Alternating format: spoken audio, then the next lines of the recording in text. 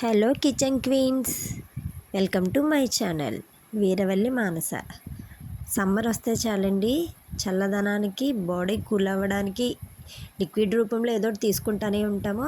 చాలామంది పిల్లలు కర్బూజాని మామూలుగా తినడానికి అయితే ఇష్టపడరు, జ్యూస్ రూపంలో కూడా కొంతమంది పిల్లలు ఇష్టపడరు. కానీ ఇలా ఐస్ క్రీమ్లో చేయండి, ఇష్టపడిన పిల్లలు కూడా ఎంతో ఇష్టంగా తింటారు. ఐస్ క్రీమ్ అంటే ఎవరికి ఇష్టం ఉండదండి? పిల్లల నుండి పెద్దవాళ్ళ వరకు ప్రతి ఒక్కరూ ఇష్టంగా తినేదే ఐస్ క్రీమ్. ఈ విధంగా పిల్లలకి చేసి పెట్టండి, చాలా ఇష్టంగా తింటారు. ఇంక వీడియోలోకి వస్తే, వీడియోలో చూపించిన విధంగా కర్బూజా గుంజును మొత్తం ఒక మిక్సీ జార్లోకి తీసుకోండి. అదే 1/2 లీటర్ పాలను కూడా స్టవ్ పై పెట్టుకొని మీడియం ఫ్లేమ్లో మరిగిస్తూ ఉండండి.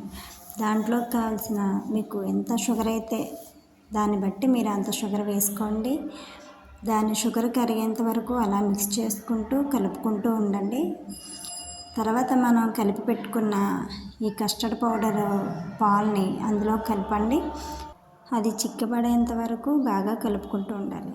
వీడియోలో చూపించిన విధంగా చూడండి ఎంత చిక్కగా అయిందో. సేమ్ అలానే రావాలి. అలా వస్తేనే మనకి ఐస్ క్రీమ్ అనేది బాగా వస్తుంది. తర్వాత మనం మిక్సీ చేసి పెట్టుకున్న జ్యూస్ని కూడా అందులో మిక్స్ చేసుకొని రెండు కలిసే విధంగా బాగా కలుపుతూ ఉండాలి. వీడియోలో చూపించిన విధంగా బాగా కలుపుకోవాలి, రెండు మిక్స్ అవ్వాలి. తర్వాత మిక్సీ జార్ తీసుకొని ఆ మిక్సీ జార్లో ఈ జ్యూస్ మొత్తాన్ని వేసుకోండి.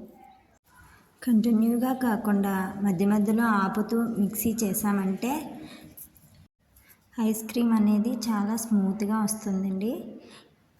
తర్వాత మనం ఆ మిక్సీ చేసిన జ్యూస్ మొత్తాన్ని ఆ కర్బూజాలో వేసుకొని డీప్ ఫ్రిడ్జ్లో పెట్టుకుంటే నైట్ మొత్తం కూడా ఉంచాలి. మీ దగ్గర ఉంటే డ్రై ఫ్రూట్స్ వేసుకోండి, లేదంటే స్కిప్ చేసుకోండి. డ్రై ఫ్రూట్స్ లేకపోయినా బాగానే ఉంటుంది.